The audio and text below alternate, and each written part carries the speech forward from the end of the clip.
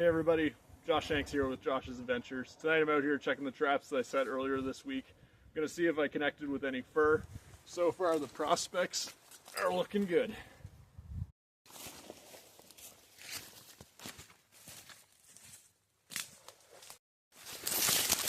Man, it is dark and it is thick in through here. It is a lot harder to navigate. Lost my headlamp. Let me get that situated. I don't have more than a couple of feet of clearance in through here. This is tough. It is eerie quiet out here. Not the biggest fan of navigating new land at night, but not too bad. So I think I found the beaver lodge. I think it's over there. I at least made my way back to the water, so I just gotta keep down this water's edge. That's the biggest thing with navigation, is just have your knowns. So I know that the road is directly behind me because I can hear traffic. I know that water will always be to the left of me. And really, if you have those two sort of navigation points, you can get pretty well out of anything.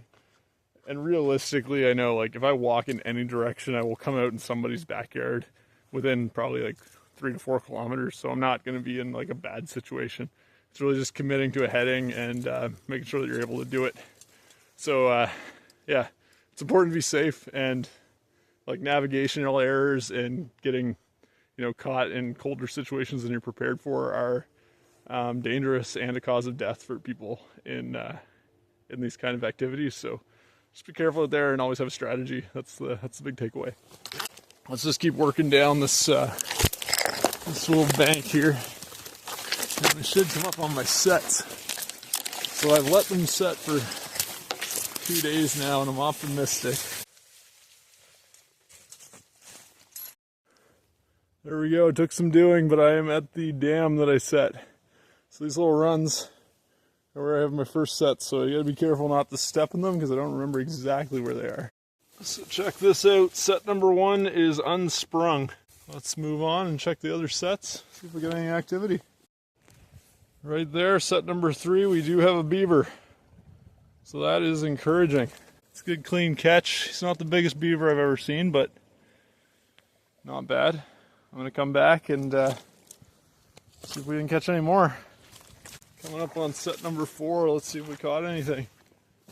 It's not looking good. Nope, set number 4. I was really optimistic about this one too. Completely unsprung. Look at that. Wow. That was one I was feeling really good about.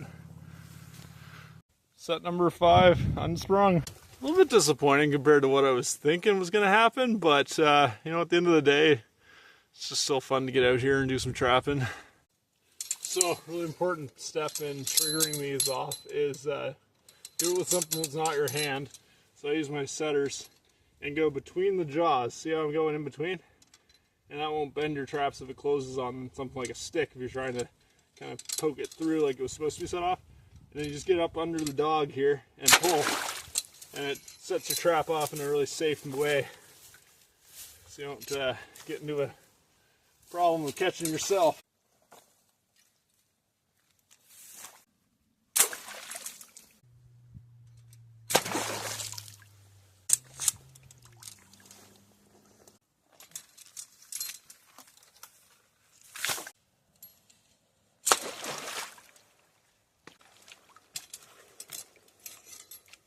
Alright, now I got all my traps that didn't go collected. I got them in a pile that I know where to get them because it is dark out and it's easy to lose stuff here.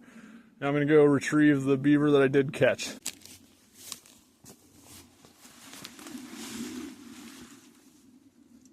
I'm a little bit of a hippie and I don't take ending a creature's life lightly. So I do have like my own little ritual where I give thanks, and to me that's to the Creator, which according to my belief system is God. So that's just something for me. I do it off camera. It's not for YouTube. So I'm just going to do that now, and then we'll get him out of the water.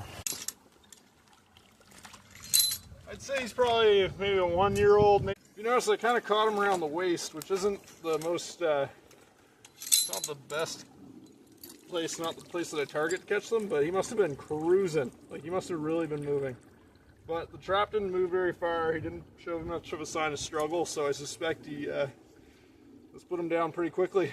I think I can do this all in one trip, is what I was kind of hoping to be able to do. I didn't want to have to do that like 3 or 4 times through the dark between the like 60 pounds of traps I have here and the probably 50, I don't know, 40, 50 pound beaver there.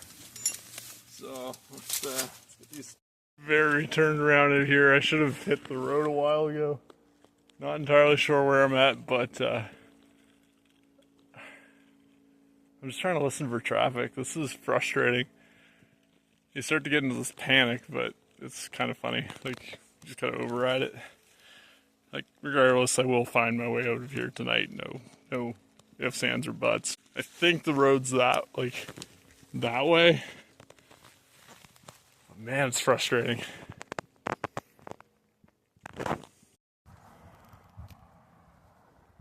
That's not too bad. Found my car a couple 100 meters down.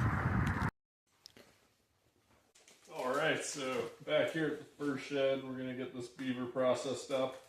Just going to take a skin off and take the castor glands out tonight.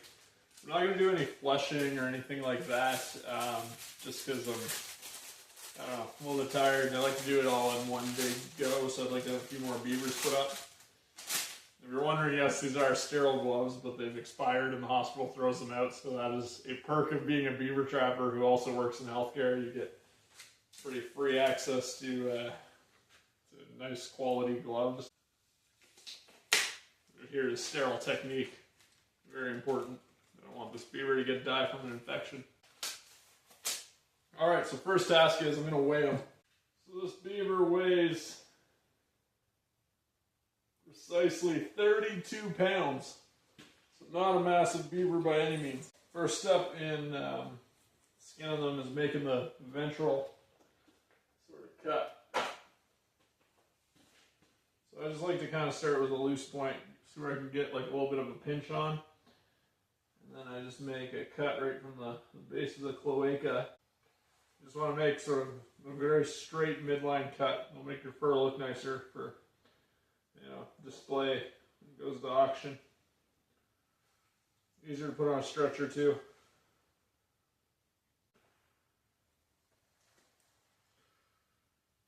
And basically, just kind of, what I do is I kind of advance my finger along.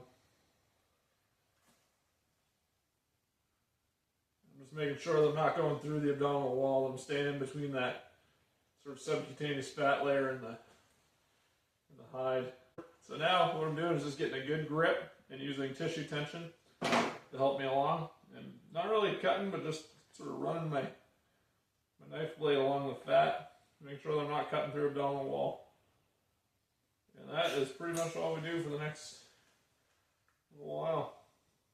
Let tissue tension be your friend. Stay on this side of the muscle and don't go through the hide either.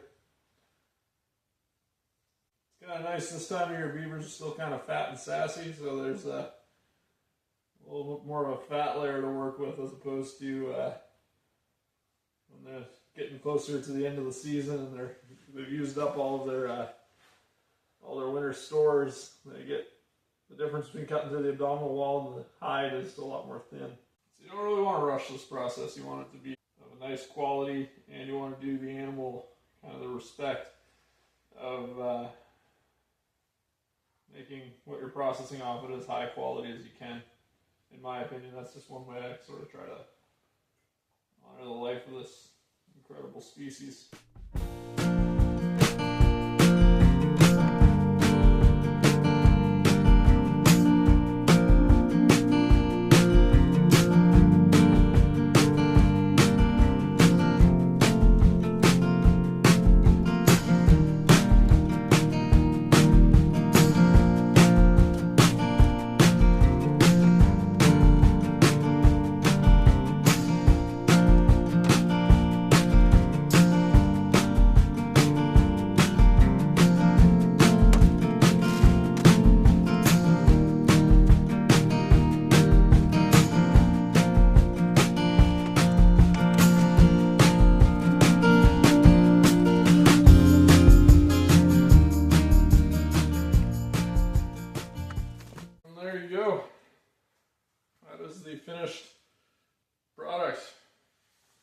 Very nice looking fur. The next step is going to be to get all this nasty stuff off it. So it's called fleshing. I'll do that in a separate video, but in the meantime, this is going in the freezer, and I'm going to get a whole bunch of these furs together and then flesh them all at once. I'm just going to take the castor glands out now, and that's not really an interesting part of the video, but basically it's just dissecting down. You can feel these two, for lack of a better term, basically a scrotum-like structure that's kind of deep within the pelvis. They're very delicate, so you want to dissect very gently.